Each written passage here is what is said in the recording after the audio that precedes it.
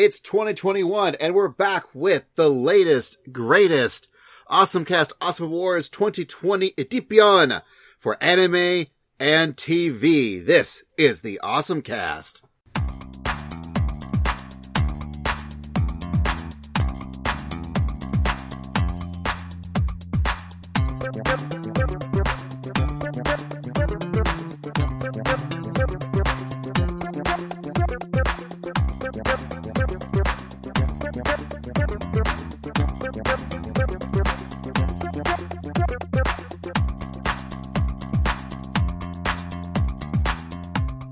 Welcome to the OSMcast, folks. Once again, we are going through the OSMawards for 2020.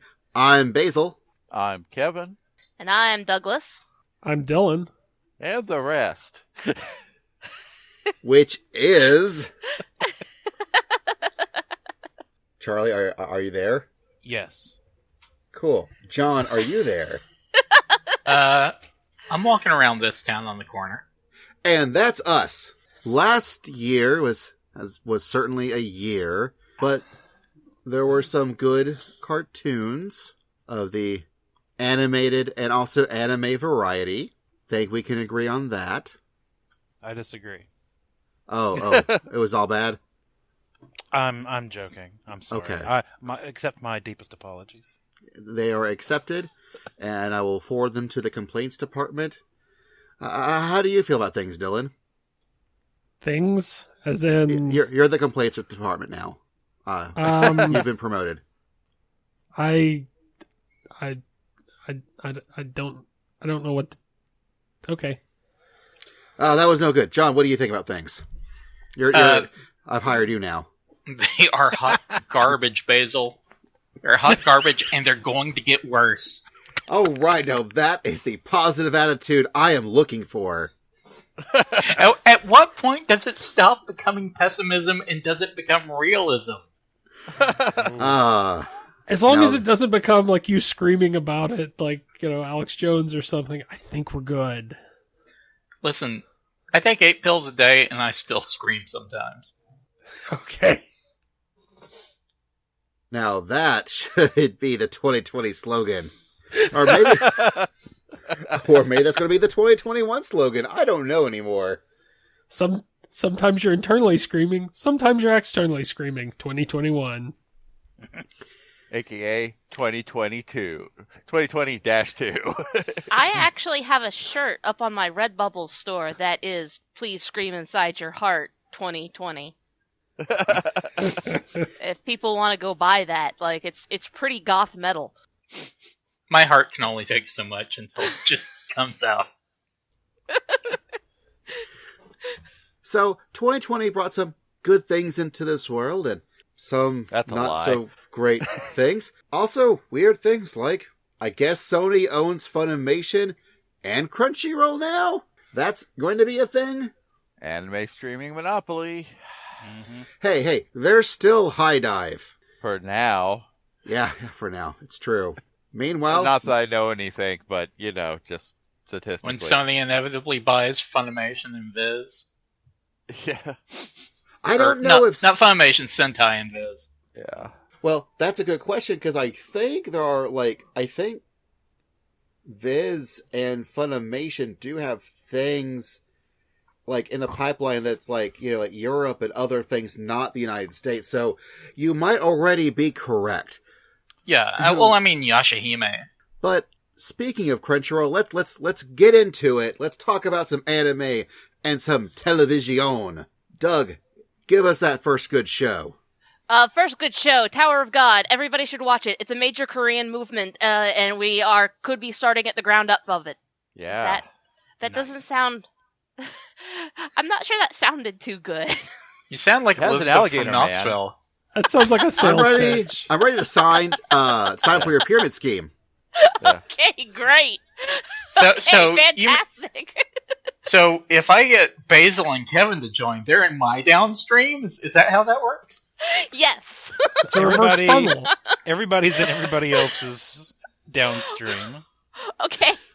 So let me try this again, sounding less like a crazed sales pitch. Okay, Tower of God is very good. It's based off a Korean manhwa, and it's really kind of important that everybody should be paying attention to this. Whether you liked the anime or not, the manhwa is actually doing gangbusters in Korea. It's part of a large cultural movement. It could end up being as impactful on South Korean culture as One Piece is on Japanese culture, which outside of Japan you really don't see just how prevalent the presence of One Piece as a media empire really is. I want to also compare it to Dragon Ball, but that feels almost sacrilegious to me. But I do think we're looking at that. We're looking at that kind of thing. Like, it can't be understated the impact that this webcomic is essentially having on South Korean culture. One of the reasons I think it's significant is because it is a webcomic. That is the venue that it's being released on immediately.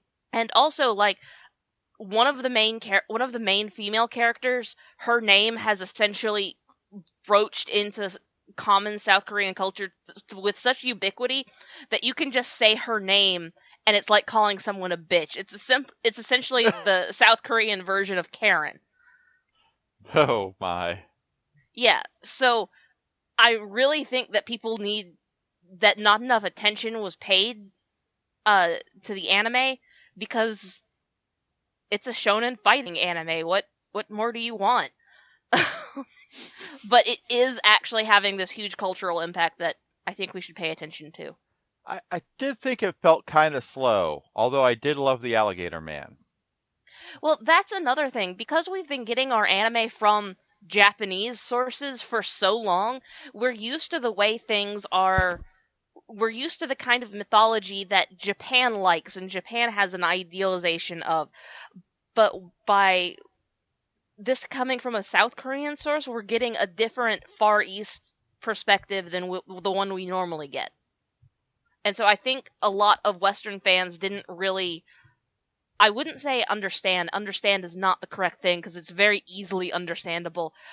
I think it just hit people's sensibilities different than how they were expecting to.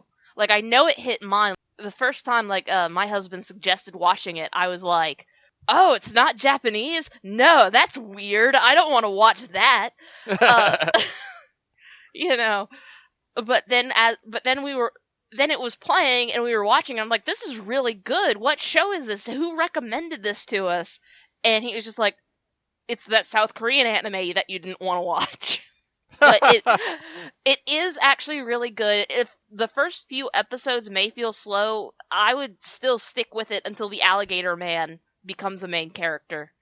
Because once that happens, it's pretty great. From there on out.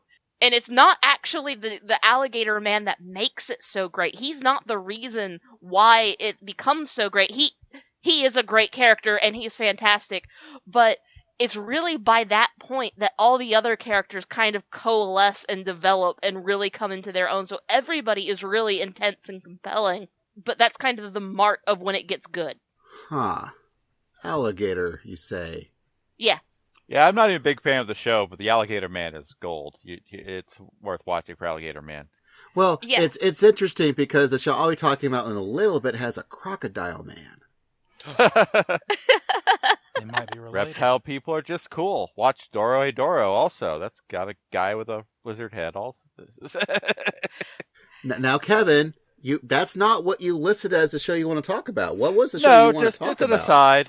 But, first show I want to bring up is Akudama Drive, a.k.a. Better Cyberpunk. Although I will talk about Cyberpunk 2077 when we hit games. Akudama Drive, I think, remembers more the roots of the cyberpunk genre and the punk part of cyberpunk. It's Akudama. I'm a little unclear if all criminals are Akudama, but all Akudama are criminals. And they're like... If this was Cyberpunk or Shadowrunners, these would be your PC who are doing, basically illegal jobs for money. I very strongly, when I was watching this, was able to pinpoint which one of my normal tabletop group would be which person. But it's basically about, 5 almost superhuman criminals one kind of crappy criminal and one normal girl who just wandered into the whole thing get roped into basically a heist scheme by a talking cat. That's actually some kind of robot, but it's a talking cat. And that's only the first few episodes. But I think an interesting part of it is nobody has a name. Everyone's kind of called by what they are or do. Like there's Courier and Brawler and Doctor. And the girl who's normal eventually takes the name Swindler because, oh, she's such a good criminal, none of you even know she exists. She took her records out of the system. She's that good. Sounds legit. Like, she just BS's her way into a place in the group eventually. I mean, that's a mark of a true role player. Yeah. She has a lot of character development.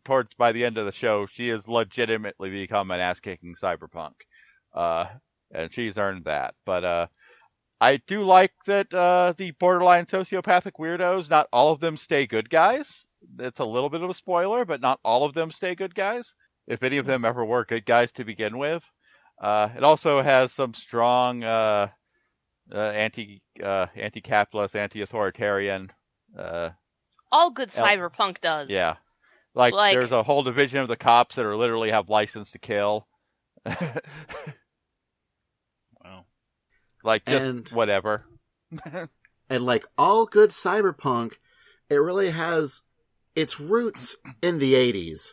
A little And bit. much like having its roots in the 80s, John? Thank you, Basil. Yeah, one of the things that really sang to me throughout 2020, because, as you listen to these best of, we've said it before, we'll say it again, that a lot of these picks are just how we survived the year, and RetroCrush certainly helped me in a very particular way, because I grew up with Robotech and Voltron, some of those... The classics. Yeah, the classics. But it wasn't until, around 93, I was like 11, that I started to I saw Vampire Hunter D on TNT once, and was like, what the fuck is this? Because it was just this amazing fucking thing that I was watching. I was like, this is animated? This is a cartoon? What the hell is this? And really started to seek anime after that. So I have a real soft spot for late 80s, early 90s anime because it's so dark and weird and just fucking insane. And RetroCrush has a lot of that. It's got the original Bubblegum Crisis, not the god-awful, what was it, Tokyo 2040? Yeah. Does it have both, or am I thinking of something else? It may have both. But it's got the on the original website one right now. Yeah. It's got the original one, and that's the only one that matters. Absolutely. It's got the original Appleseed. It's got Angel Cop. I could just fucking go through here and list all the shit they've got on here. But the larger point was it allowed me to kind of go back to that point in my life where anime was fresh and new. And to find anything else, I had to go to a Camelot. I know you kids don't know what the fuck a Camelot is. But it was a store. It was like a physical brick and mortar store in the mall, and you had to go between it. I'm not joking. Literally between Disney and porn was anime. That was the buffer. Yep. Isn't that just a metaphor for the entire medium? I mean, you're not wrong. Some of it.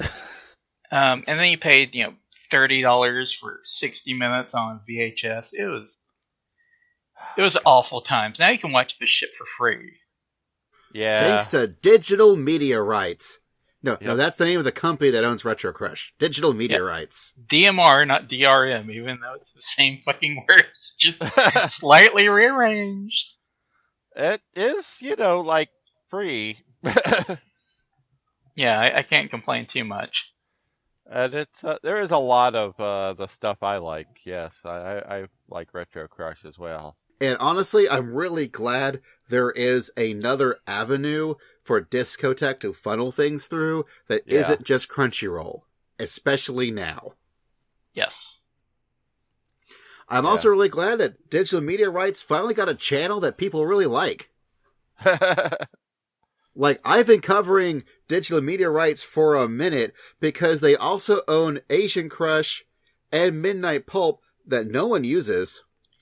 the kids, when they talk about anime, they sit there and go, oh no, Funimation got a hold of it. Like, can you believe that shit? Like, they're sitting there going, Funimation got a hold of it.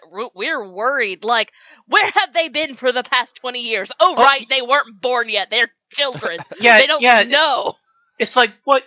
Who the fuck were they wanting to pick it up? Geneon? That's an old school joke for you kids. Excuse me, I preferred it when they were called Pioneer. Yeah, sure. Do they want ADV to put this out? Matt Greenfield just gonna, buy the rights on this, turn this around? Jesus Christ, you guys. Like, who else is it gonna be? It's gonna be Sentai. And then you guys are gonna complain about that shit too, so fuck y'all. Look, unfortunately there is a group of unfortunately clueless anime YouTubers who have decided that Funimation are the devil and they're going to, quote, censor everything. Because that's what gets the clicks. Yeah. Kids don't know the difference, don't understand what translation and localization mean and use the words wrong. So, speaking of things like that, also old things, good things, but also new things with good localization that I kind of wish still kept the Japanese name, Dragon Quest Adventure of Dai. Or, as it's known in Japan, Dragon Quest Dai no Daiboken. Which is a much funnier name, because it's Dragon Quest Adventure of Adventure. Because Daiboken's Adventure, and the main character name is Dai, so really it's kind of like they named him Hero, but didn't actually name him Hero or Yusha. It's like Legend of Legendary Heroes? Yes. Yes, except good. It's a show, it's a manga, originally. What I've been watching now is the new 2020 show. But the manga eventually was written by Riku Sanjo and drawn by Koji Inada. Now, Riku Sanjo has written some pretty baller things, like The Guyver. Also MD Geist. And Cybernetics Guardian. Also, he helped write Kamen Rider Forze and Cutie Honey the Live. This guy knows what real Japanese stuff should be like if you want something that's not done by Akira Toriyama, but might as well have been.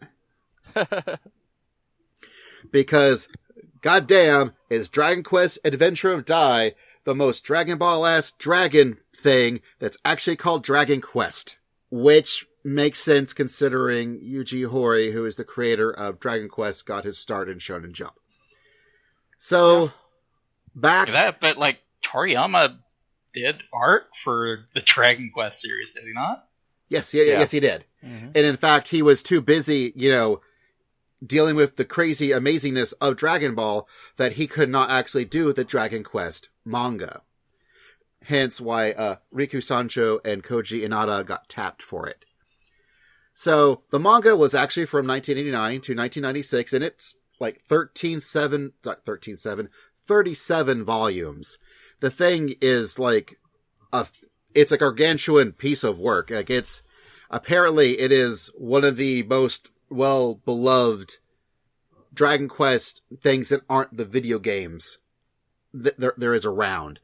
And so, for Dragon Quest's anniversary, they decided to bring The Adventure of Dai back with a prequel manga, a spin-off manga. They're actually now making a video game based off of it, which is now kind of funny considering this was a manga spin-off of a video game, as well as a new version of the TV show, where I guess Toei was actually given money to animate stuff, because boy, some of the animation in this is actually pretty darn sweet.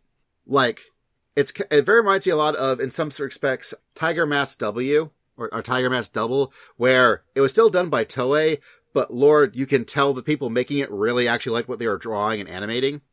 And it's just, it's got, alright, mild spoilers, but at some point, Dai, who clearly can go Super Saiyan when he needs to be, because it's a dragon thing, has to fight this other dude. And he's like, oh man, I learned how that I can totally go Super Saiyan. And the bad guy's like, ha, you don't understand. I can totally beat you. I'm a swordsman, but I was raised by a monster because my parents were killed by monsters, but then I was raised by my monster daddy. And Dai's like, oh no, I can't go Super Saiyan and kick this guy's ass. And they're like, why Dai? Because I was also raised by a monster daddy. I can't do it.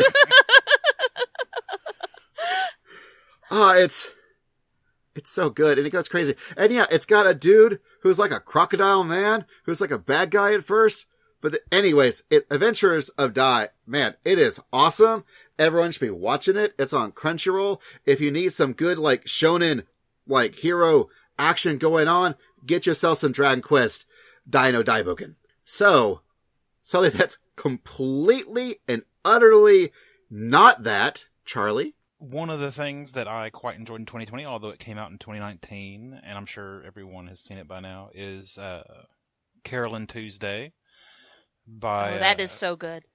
Created, directed, partially written by Shinichiro Watanabe. And if you're unaware, it is about Carole Tuesday, these two girls who meet on Mars. One is a runaway from a rich family. One is a refugee from Earth. They both love music, and they want to make music together. And it's about how their love of music changes society on Mars. It's got a lot of great music in it, a lot of characters that seem to be based on real life musicians or people in the music industry or in politics. For anyone that's lived through 2016, it is going to seem extremely topical, and which I think makes it a perfect fit for the garbage fire that is 2020. So I cannot recommend it enough. It's very heartfelt. And like I said, it's a lot of great music. If nothing else, it's worth watching for the Martian version of America's Got Talent, the 2 or 3 episodes. Best tournament arc. That actually was the point where I bounced off of it, and that's not to say it's bad at all. It was just like I kind of lost interest at that point. Up to that point, it's really good. Like you can't prove that the show's not in the same continuity as Cowboy Bebop. I've actually been thinking about that, and I think it has to be, and that just Cowboy Bebop happens further in the future. Don't they use Oolongs as the currency? They do. That's why I started thinking about it. But... And as I recall where the show takes place, I mean, I don't know where it is in sort of Earth history, but Mars, if I remember correctly, Mars has only been terraformed for about 50 years, where the show takes place. So this would be like well before Cowboy Bebop. But I feel that they've got to be in the same universe. Like if nothing else, it's just fun to imagine that that's true. Yeah. It's weirdly a show where the sci-fi elements are completely unnecessary. They're just kind of fun that they're there. Yes, there are some extremely fun details, sci-fi details. My favorite being the stalker hacker whose fingernails light up when he's touching a keyboard that's not there. Yeah. Like, little stuff like that is, like, it's never really commented on, and it adds just a wonderful sci-fi atmosphere to a show that really isn't... You could strip the sci-fi from it, and it would still be a very compelling story. Because it's very much about... It speaks very much about today on Earth. Particularly, a lot in the United States, actually. So, yeah, I think it's really good. And if you haven't checked it out, you definitely should. Well, speaking of anime, Dylan, what you keeping your hands on? Oh man, that's a weird segue, man. We did an episode of this, but I'm putting Keep Your Hands Off Eizouken on the list just because it just combines the best of a lot of different genres.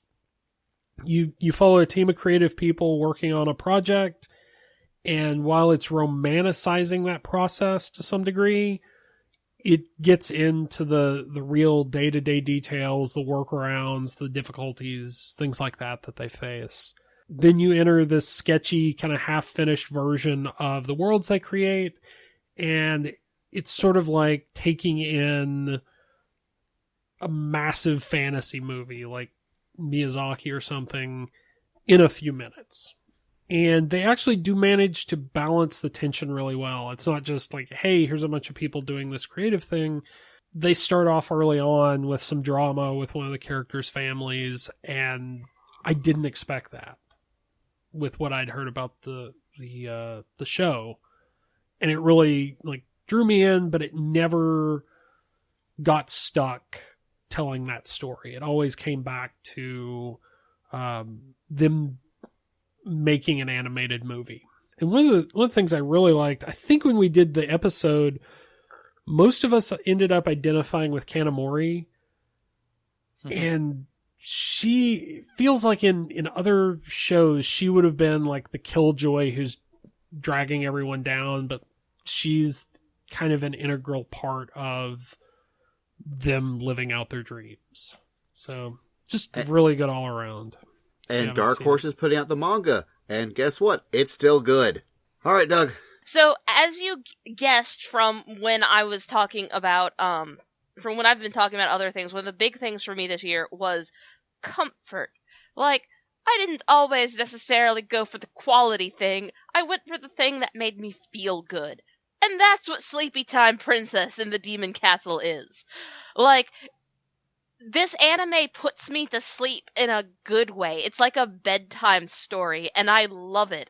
The basic premise is that there is a princess in some generic fantasy type realm, and there is a demon king, as is normal in fantasy type realms, and he has kidnapped the princess, and she is now waiting for the hero to come rescue her.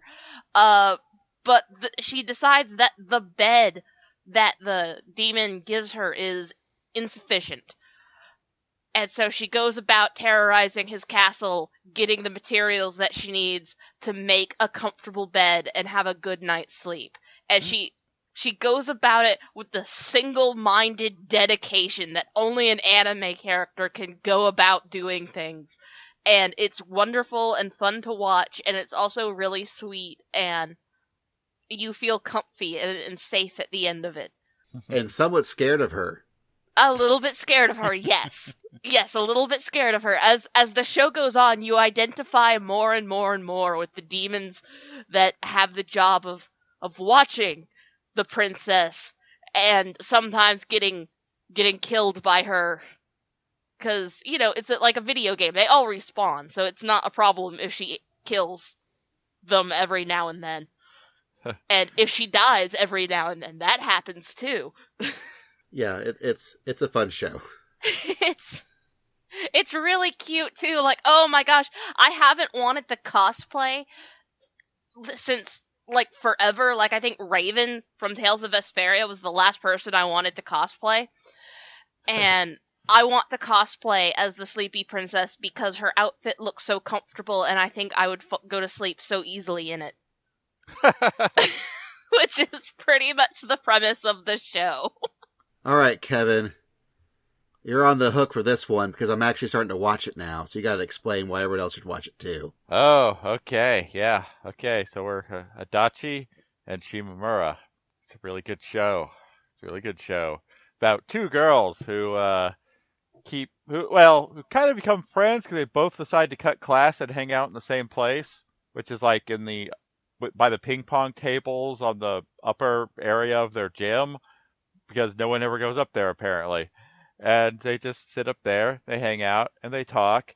And Adachi kind of sort of realizes she's falling in love with Shimamura, and Shimamura is really oblivious to it all.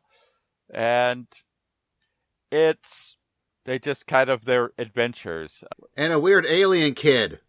Oh yeah, but that's not really important to the plot, but there is a time-traveling space alien. And this is not a joke, that's really unimportant to the plot, but it is an element of the show.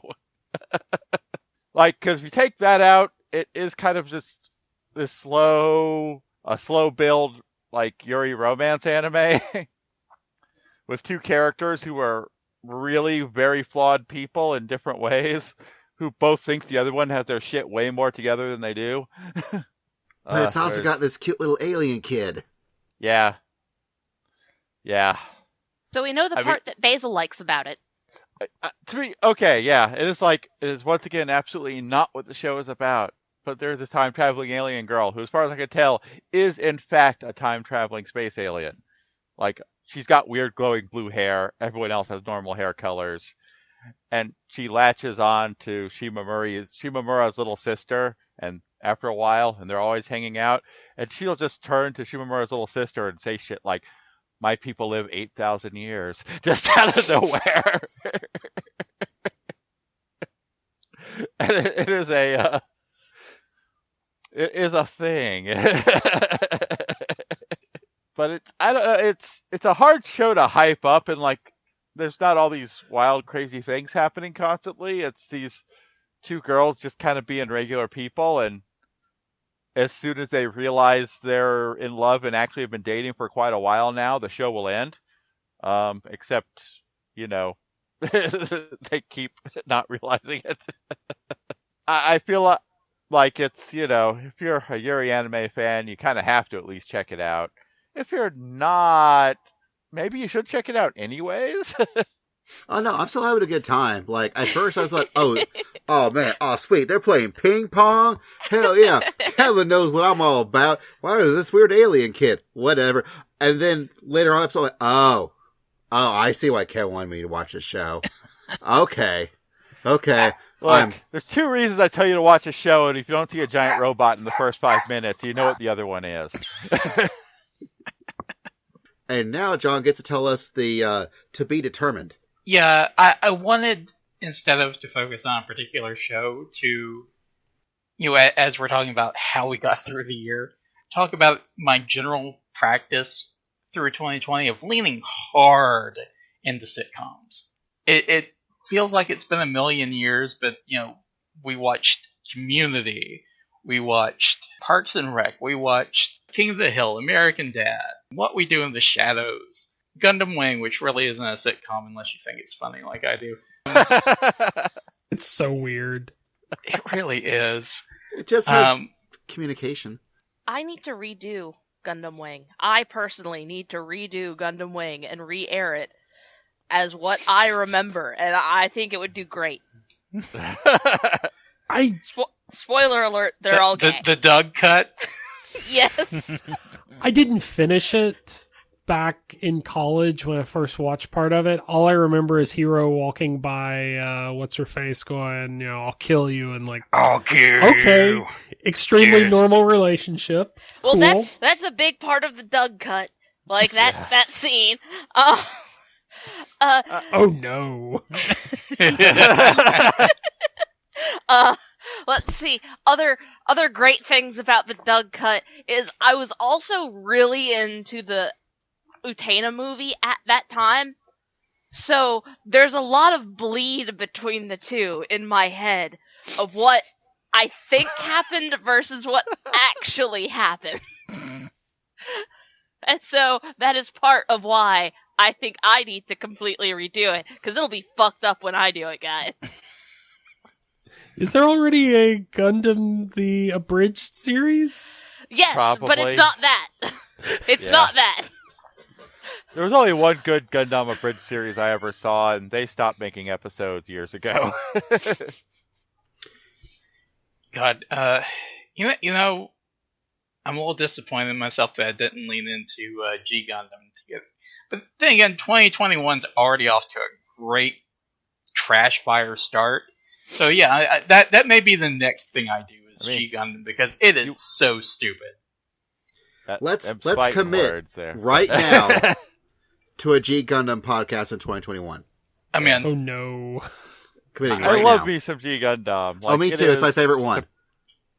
It is depending on the day you ask me, sometimes my favorite. That or Turn A. It's definitely the most racist that I've seen. But it's racist in the most good way. Just like Cobra Kai, which is my show. Cobra Kai.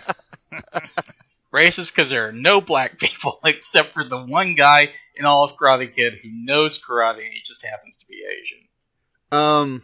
Well, it is really amazing that they gave the keys to the franchise to the folks best known for the Harold and Kumar series. Oh, wow. And they actually took the Karate Kid and made a really good TV show out of it. Where they went, what do Karate Kid guys, but they olds now. Now it happens. And it's really, really, really good. Like, I've not watched it, but conceptually I love the idea of going back to the jerk kid from the first movie and, like, seeing what happened to him. And what's amazing is then you forget until you watch the first movie when you realize they were both kind of jerks. One of, Johnny was a bigger jerk, but Daniel wasn't exactly like a great kid either. And are they both still also kind of screwed up adults in their own way? Sure are. And now they have, kids of their own. Like, this show should not be good. This show should be the last chapter of Harry Potter or Boruto or something. Where you're like, wait, we're following the kids now? That's what we're doing? But it works. They did it. It's good. And I'm still surprised. Like, we just got the third season and I'm still really, really enjoying it. And they are doing, I think, a better job with everything than the movies did at first. I think they also try to tackle the themes what they can. Although the creators even admit, the two main characters we've got are, they're two white guys because that's who they were in the movies. But they're trying, gosh, it's the third season, but the scenes in Okinawa are great. And if you remotely liked the second movie, man, Chosen is so good now.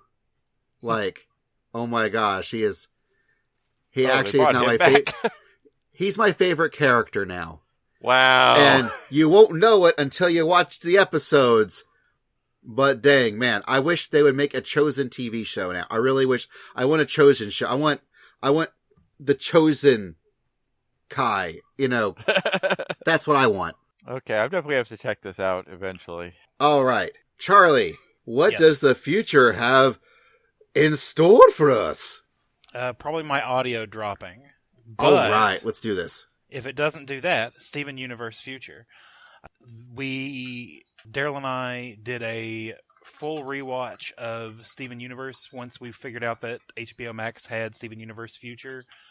Watch the original show, watch the movie, then Steven Universe Future, and so we've talked about Steven Universe, but I've never had a chance to talk about Steven Universe Future because the final episode only aired like March 27th of 2020.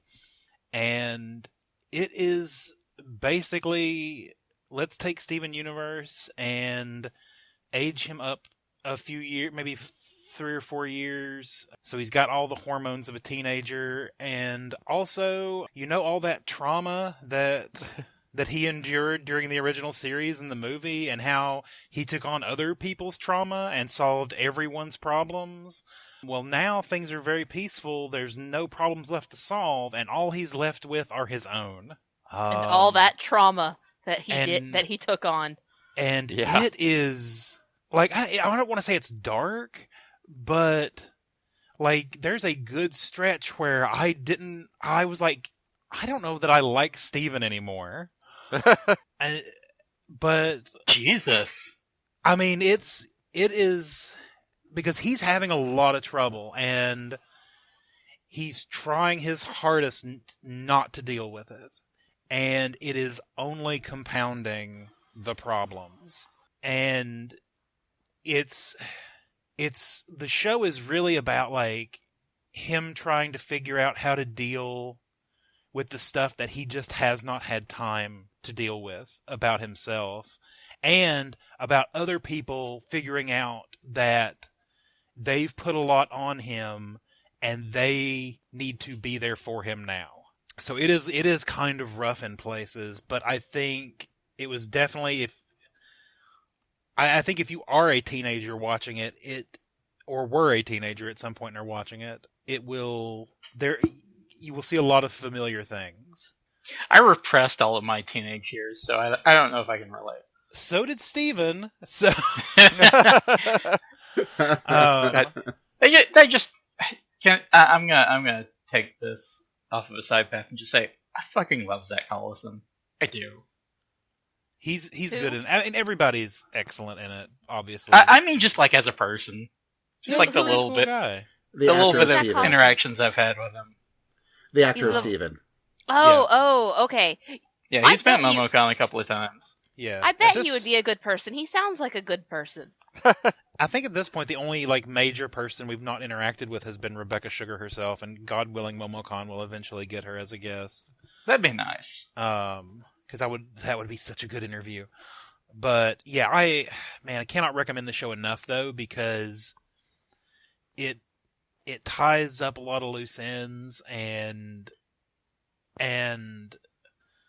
like I say, it gets dark in places, but and like when you're done with it, it's like, yeah, this is probably the way it had to end. And I've seen some interview stuff where Rebecca Sugar has said that she knows where the story is going next, but we will probably never see it because she's giving the characters their privacy.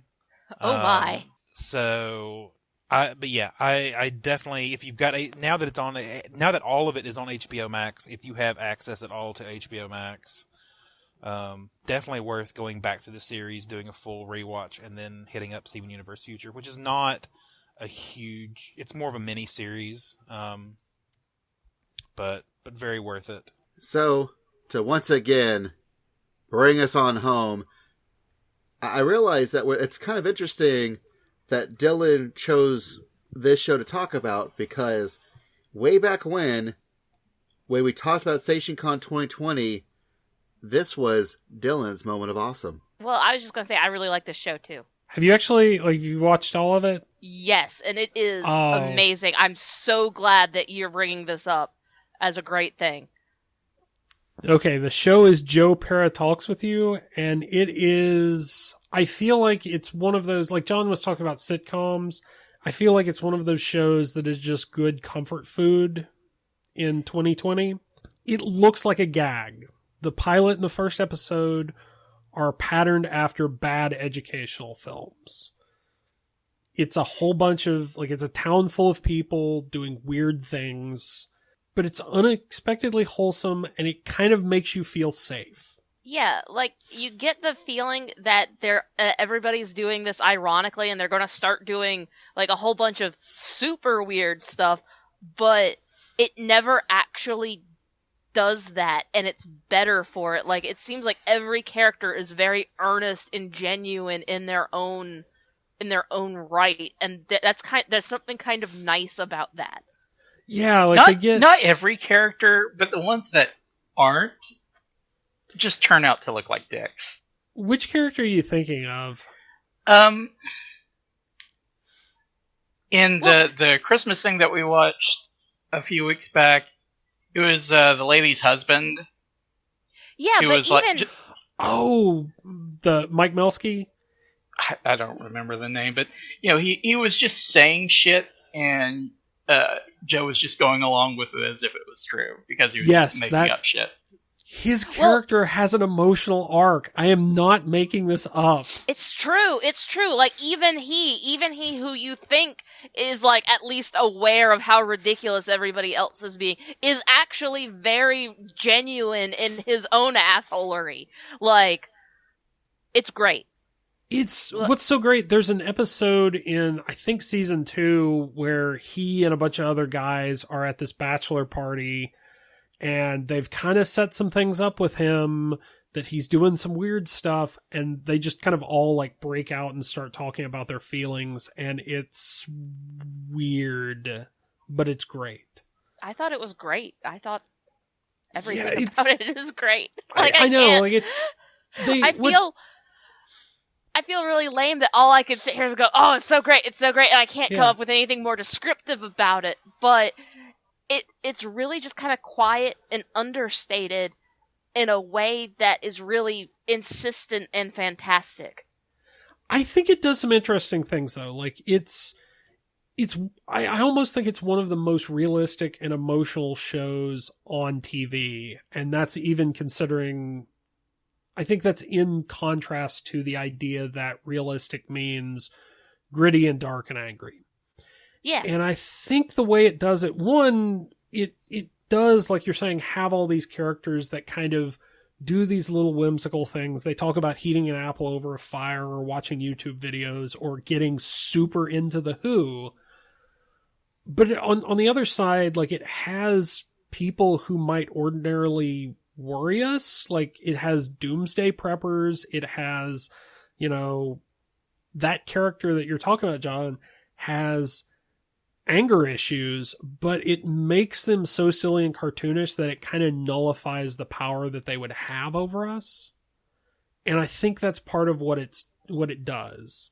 And I think, like, season 1 is really calming. Season 2 is great because it proves that it's not just a goofy show. It's not just gags about, like a bad educational film or, landscape shots and things like that. It shows characters who are still doing goofy things, but are going through conflict and grief, and they don't just resolve this in the next episode and come back like, nothing happened. Like, there is an actual, like, journey that these characters go through. And I swear, if you watch this, you will think I'm overstating it, but I am not. It's like an anti-sitcom. It kind of is. Yeah, that's a good point. It's kind of like the anti-sitcom where it takes a lot of things that, like, a sitcom would do, but, like, if real people did the sitcom things. Yeah. I do think it uses that, like, you think these characters are all ironic, but it kind of uses that ironic detachment to smuggle in a bunch of things under our cynical filters. Mm-hmm. And, man, that's just one of the best things about it. Like, I think when I mentioned this at SationCon, I had just hit, like, the middle of season 2. I don't think it had all aired yet, or I don't think I'd finished it. And man, like, that was one of the reasons I added it as a moment of awesome. But yeah, well, I also heard, and so this is some just pure rumor speculation, but I heard that the guy who does Joe Pera, who does that, he stays in character the whole time they were filming it. And a lot of the other people who were working on it thought that was going to be really kind of frustrating and irritating to work with this really just eternally soft-spoken, gentle guy. But it actually turned out to be really, really affirming and really comforting, and it made shooting it just an absolute dream. A lot of them left wishing that everybody would film like that, like just quietly insisting upon the best thing for everybody at the time. Like, I don't know how much of it is character. I really wonder because, like, I think I watched an interview he did on some late night show, and I think I watched, like, a clip of his stand-up, and it's the same character, more or less. Well, like, my understanding is that the character is more or less just an exaggeration of what he genuinely is. Like, he genuinely is that way. He's just exaggerating it a little bit for the camera, and by a little bit, I mean, like, a very small amount. Yeah. So, folks, this has been the OSMcast. Once again, the OSMawards 2020 Edipyon. Next time, we'll be talking about games, mostly of the video variety. This episode has been masterfully edited by the most wonderful editors ever, my wife Anna, who I love and adore very much. Same. Our theme song is made by DJ Inabito. You can find it at djinabito.com, who I also love and adore almost as much. But he's no Anna. I think you would agree with that. You can find us at awesomecast.com. We're on Twitter at awesomecast. I'm on Twitter at It's Basil Time. John's at J5 is alive. Dylan's at Dylan Wolf. Kevin's at Twitless_Kevin. I believe Charlie's at the_sommelier. Yes. You can also now find us on Discord. We have a Discord now. If you didn't listen to last episode, if you haven't, go back and listen to find out that we have a Discord. Also, I do want to point out at the very end, in the extended AwesomeCast Cinematic Universe, I did want to give props that I forgot about, and I feel really bad I didn't mention the Otaku Melancholy podcast. They're a bunch of young up-and-comers who I'm really glad that they're doing stuff. I talked with them about HamaCon. Very inadvertently, they cold emailed the con chair, and she was like, yeah, not me. I don't do this podcast thing. They went, hey, Basil or Chelsea, do either of you do the podcast thing? And I went, oh, I do the podcast thing. And so I started talking to them, and apparently they were like, who's this guy? We wanted the con chair. And I went, yeah, I'm not that, but we'll have a good conversation. And we did. And now we follow each other on Twitter. We're mutuals, and it's gravy, and they're good kids. So there is that. Speaking of good kids, Old Talking to Radio, Jared, Inc., let us on sometime, will ya? So thank you for everyone talking with me about all the things they've enjoyed with anime and television. And thank you for listening. We'll catch you next time. Until then, we out. We are in the future. Here we are in the future, and it's bright. I can't believe we've come so far. Steven Universe future, here we are. So one time, this story may need to be edited out later, but I still want to share it with you guys at least while I'm talking about it.